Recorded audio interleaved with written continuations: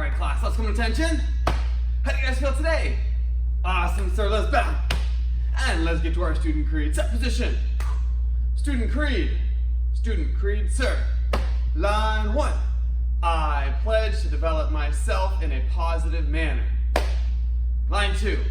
I pledge to use what I learn in class constructively and defensively. Line 3.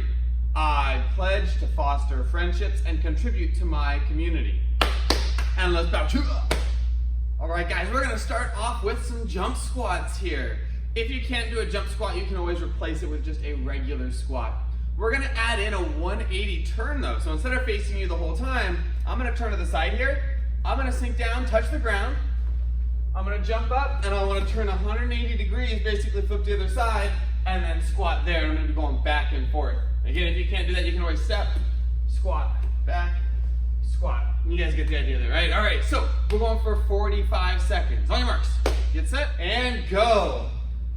Make sure you get great posture here, just like we've talked about with all of our squats. Try to keep the head up, bend the knees. And of course, as always, remember to breathe as you do these. There we go. Looks like we're at about 20 seconds in. We've got about 25 seconds left. Again, try and touch the ground each time, everybody.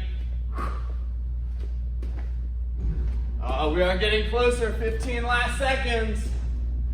Oh, hopefully those legs are starting to burn a little bit. 5, 4, 3, 2, 1. Break. Nice job, guys. Next up, we're going to be going for 1 minute, alternating between push-ups and sit-ups. We're going to do 5 push-ups, and we're going to follow it up with 5 sit-ups. So, again, just going back and forth. Let's go push-up position. As I have been for the last couple months here, I'm going to be doing one hand knuckle down. You do not have to do that, okay? But, again, about 1 minute here. Ready? Set, and go. Again, 5, 3, 4, 5, and then 5 sit-ups. 1, 2, 3, 4, and then after this next one, we're gonna be going back to push-ups. Remember, the main goal is to keep good technique. Not get through as many as I can, but make sure I'm keeping my back straight here. Excellent, and then I get back to my back, and again, making sure I have good technique. I wanna make sure I'm using my abs and not using my arms or momentum to like swing myself like this. That doesn't work the muscles, so I'm not gonna count that one. There's 5, let's keep going. And we have about 15 seconds left. 4, 5. 5 more seconds here.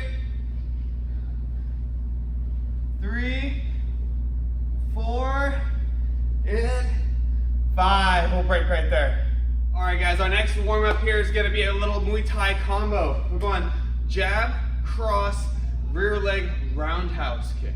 Jab, cross, rear leg, roundhouse kick. I've got my good friend Versus here. I'm gonna be doing the combo towards. If you've got a bag, go ahead and hit it too. If you're gonna go to the air, that's awesome. It gives you a good chance to work the technique and make sure you don't have anything that you have to hit to worry about, okay? So, again, about 45 seconds here. Ready? And go.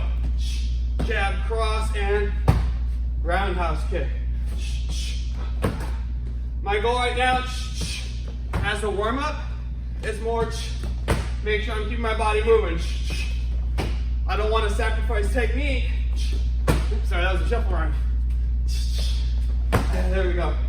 But I'm blanking on what I just said. I don't want to sacrifice technique. I want to keep it sharp, but I'd rather keep my body moving the whole time.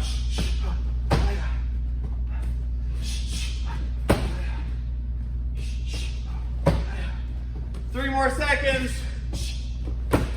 1 more combo, and break.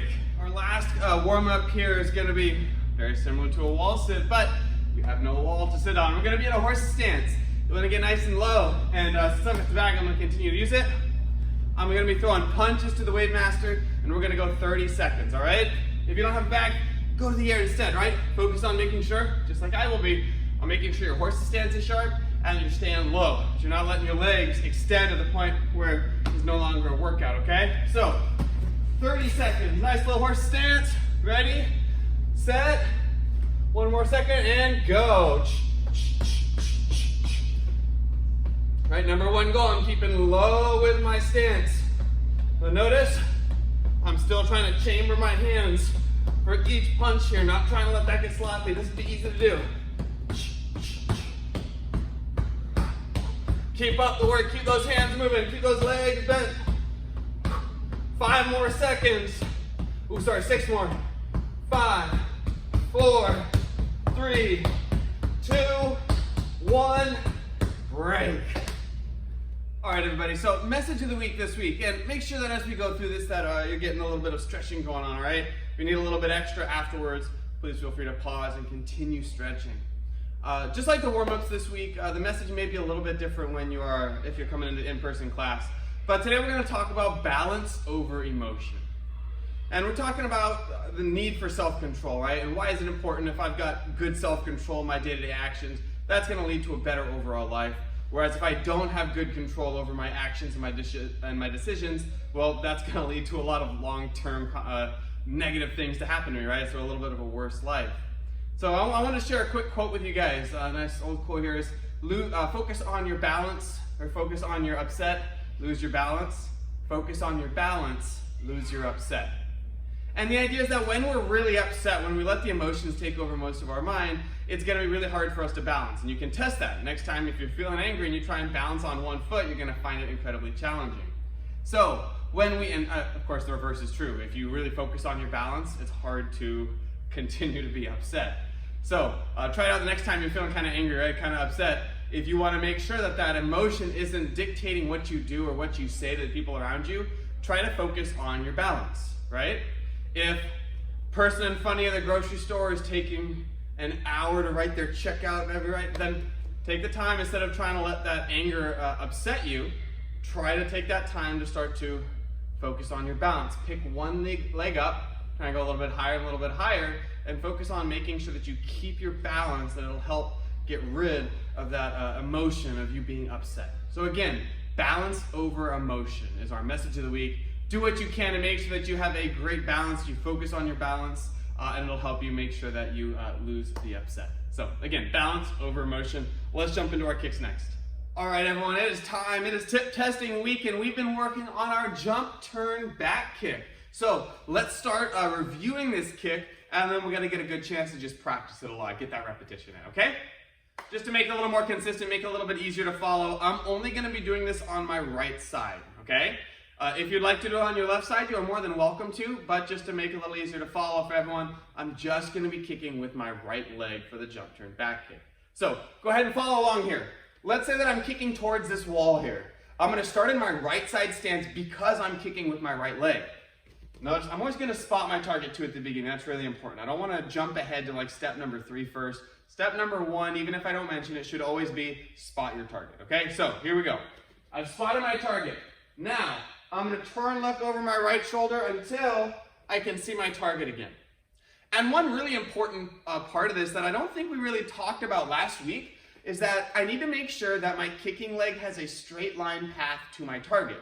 So if our target again is this wall, as I rotate, I'm gonna pivot on the balls of my feet here, and let's see, there we go, now you can see this foot here.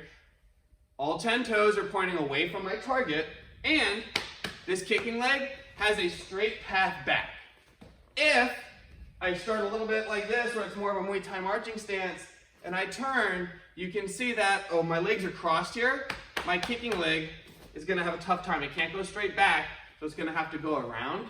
And especially as I add that jump, it's gonna become much more challenging to have my legs swinging around and trying to kick the target and keep my balance. So make sure as you spin or as you turn here that your kicking leg can go on a straight path to your target. So spot our target, turn and look, jump off both feet, and then as we unwind, we get to do that kick. So again, turn, spot, I see my target, I've got a straight path, jump off both feet and kick. Remember last week we talked about kicking a little bit low at the beginning? It's a great way to practice. If I go here, it'll be easier to see the height of my kick. I'll turn and spot. Nice little kick, nice little jump. There we go. One more time, let's go to the orange wall again. Sparring stance, turn, spot.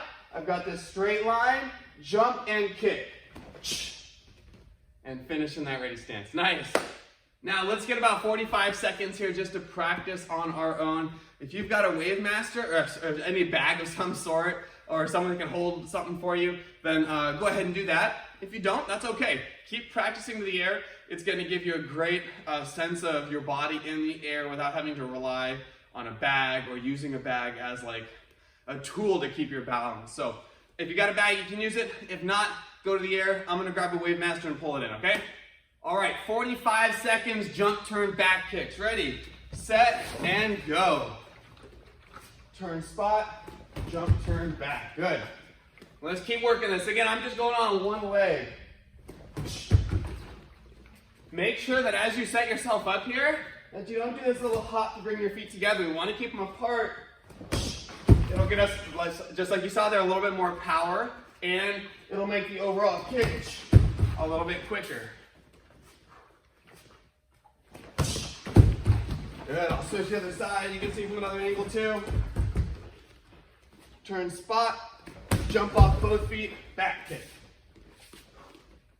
Turn, spot, jump, turn, back. Better to start closer than to start farther away. Last one. And we got past our 45 seconds so far. And break. Great work on the jump, turn, back kick there, guys. Just a quick review and a quick practice of it for tip testing this week. We've got some Senkotiros coming our way next.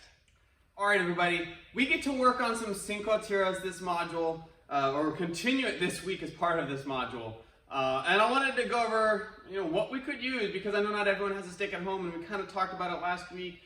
So I walked around the karate school today and just grabbed some other things that could be used as a substitute to a stick. So a couple things that I found is I've got a little cone here, right? While it's not 100% like a stick, I could still hold on to it and I can practice my strikes, or I could practice my twirls. And while it may not be ideal, right, it is still a really viable solution to that. Another one, we have some wet floor signs. I can grab this holder for the wet floor sign because I can't quite wrap my entire hand around it, but that's okay. I can get a nice tight grip. I'm not gonna, swing it as hard as I can, but I can still, again, practice the strikes, whatever ones we're working on, and I could even do a little bit of twirling with it. So those are just a couple options that I could have used here as opposed to the stick. If you've got something like a pool floaty at home, right, a shortened one, you could use that. If you've got an old broom handle that is about the length of your arm or a little bit longer, another great option. Or maybe you've got a ruler, right? Just something that is kind of stick-like you can practice with. Reminder, this is not necessary for tip testing this week, but is a really fun thing to do, and I'd love you guys to continue to practice it if you can, okay? So let's jump into our stick work. All right, guys, let's talk about our 5 strikes here. So remember, when we hold on to the stick, we want to make sure we've got a nice tight grip with our thumb, our pointer finger, and our middle finger. The ring finger and the pinky can relax a little bit, but they should never let go. And if I'm holding the stick on one side of my body, the foot on the same side is going to be forward. Good. Now, let's go through angles 1, 2, and 3 nice and quick here. Keeping that tight grip. I'm going to drop the stick to the side, and it's that horizontal strike for angle 1. Forehand and backhand angle 1. Angle 2 comes down at an angle. 2 and 2. 3 comes up. 3, 3. Again, 1 and 1. 2, 2, 3, 3. Awesome. One more thing to mention here. Whenever I finish my strike, since you are my target right now, I want the tip of my stick to be in between me and you. So if I do my angle 1 and it goes like this, well, the tip of the stick's way over there. It's like I'm striking something on that side of the school. If I go all the way here, or if I even just swing my arm too much, right now the red bag is my target, and that's not what I want it to be. I want it to be you. So I turn, and the tip of my stick is in between me and you. There we go, right? So angle 1 and angle 1, 2 and 2, 3 and 3. Now, angles 4 and 5. Angle 4 is more of a stabbing motion or a cutting motion. So I'm going to go palm down, I'm going to stab towards you, and I'm going to follow through back. Flip it over, now my palm is up, stab, and follow through, all right? Strike and through, strike and through. Finally, angle 5. I'm going to bring the stick across my body, and I'm just going to flick my wrist to strike to the top of the head. So if I go here, that's more of an angle 2. What makes this an angle 5 is that my wrist is turning. And angle 2 would just be here where the wrist stays straight, and angle 5 involves the motion there. So let's go through them all again. Angle 1 and 1, 2 and 2, 3 and 3, stabs for 4. I stab in with my palm down and through, 5 other direction, and then 5, sorry, those are both angle 4, forehand and backhand. Angle 5, the flick of the wrist. That's called a witik. One more time all the way through. 1 and 1. Again, I'm trying to get the tip of my stick in between me and you, since you're my target.